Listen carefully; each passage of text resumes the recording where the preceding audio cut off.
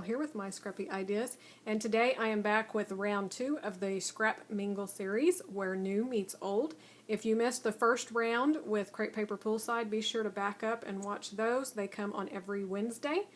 And so this month, or this round, we will be working with October Afternoon Treasure Map Collection.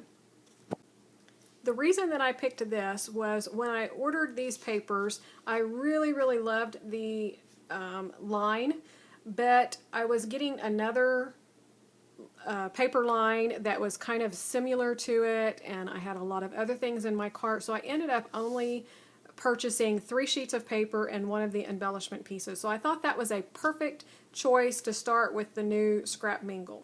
So if you have the October Afternoon Treasure Map, then pull it out and follow along to see what else I pull out. And if not, just take the general ideas of the principles that I'm sharing, taking this paper and stretching it out with your stash so that you can enjoy the new products and the new paper lines while still using up your stash.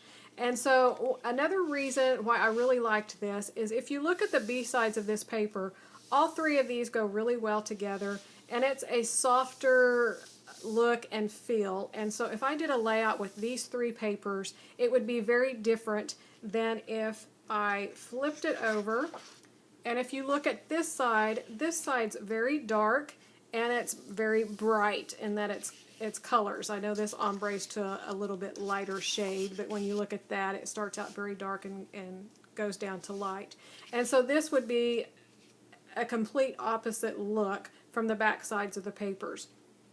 And so that is one way that I'll be showing in all of my layouts. If you followed along in the other 4 videos, then you saw, even though I started with one collection, I used a different color scheme in each layout, and I will do the same thing here. We'll vary up the color schemes, and you'll end up with very different looking layouts. They will definitely look like they came from the October Afternoon Treasure Map, but they won't look like they all came from the same collection, same papers, where all of your layouts look the same.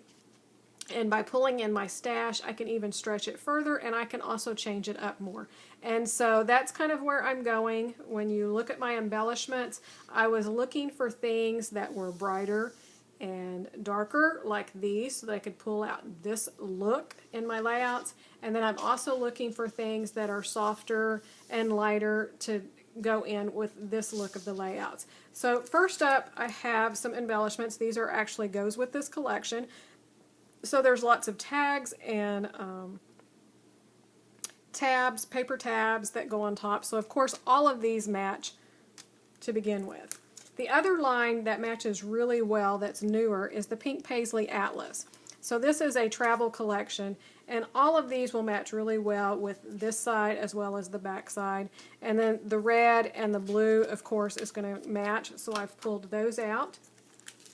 I have the Pink Fresh Up in the Clouds, and these puffy stickers, I know the blue and the yellow and the red are going to match really well, and of course the pink, not so much. Studio Calico, 7 papers. And so again, there are things that will not match, but I will be pulling out the blues and the reds, kind of the oranges, yellows.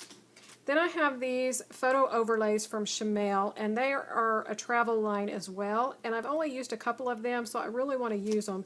And they have the red and the yellow as well as some blue, and so I'm hoping to get some of those used.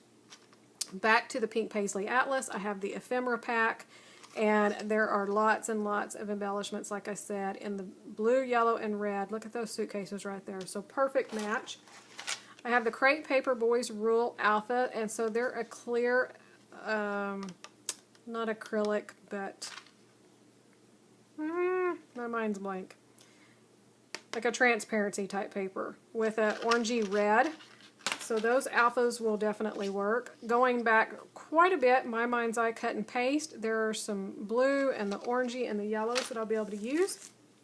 October Afternoon, I had these pieces, and this is from the Girl Talk, and as you can see, I've already split them up. So I pulled out the yellow and the red pieces that could match. So this is going more kind of for this darker side now.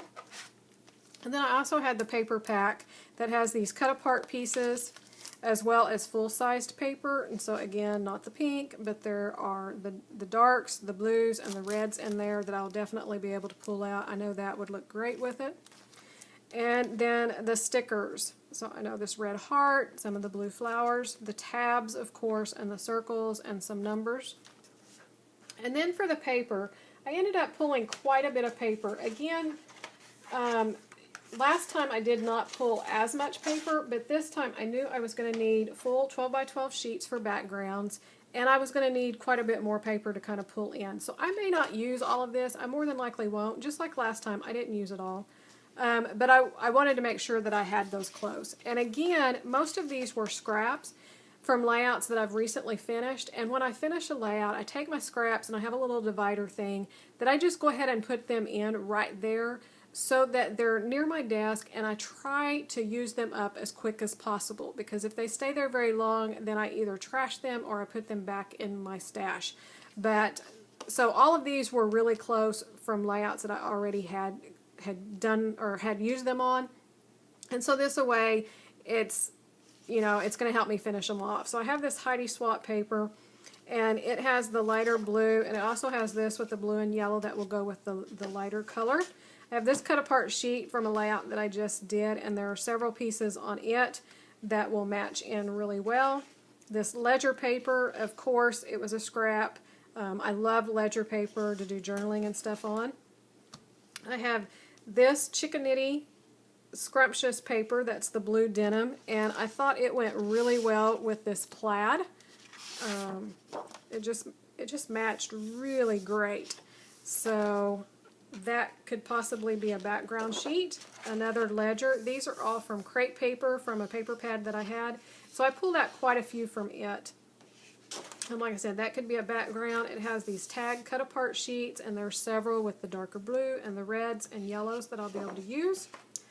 A scrap piece of cork. So this would be great to even cut out titles or embellishments that I could do. This blue kind of wavy chevron and a red. So like I said, all of those were from crepe paper. This is from a collection that I just used up a few layouts ago, and so I pulled it mainly for this side, this polka dot. I thought it would work as a background sheet if I needed to, as well as this dark navy blue with the white hearts. It will go really well with the collection. And then I had a yellow piece of cardstock stuck, again, that just came out of one of the kits because I don't use a lot of cardstock. This is from the True Friends collection, so I knew this yellow would match, and I might even get away with the black, I'm not sure. October afternoon, Saturday mornings, I had this yellow cloud, and again, I just thought it looked really great with this and the darker blues. And then from the last layout that I just created, I only had 2 sheets of paper that I was working with, and it's from the Simple Stories Sea to Shining Sea. And this was all I had left, was just a few little branding strips and a couple of cut apart sheets. And so it was over in my little scrap bin, and so I kind of thought I would just go ahead and pull it in.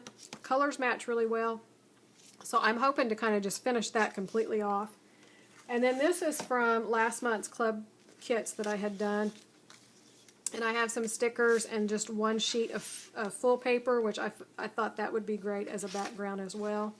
So I just pulled it in as well to see if I could finish it off. So that's a look at the product that I've pulled. And I will be right back after this video with the first layout that I create. And then we'll be back with as many layouts as I can get done. I'm not sure how many I will get done. Last time I did 4, but I had more paper starting out. So we'll see how far I can get these 3 papers to stretch. And I hope you'll join along with me. Subscribe so you don't miss out on any of these. And thanks a lot for joining. And I'll be right back with the first process layout.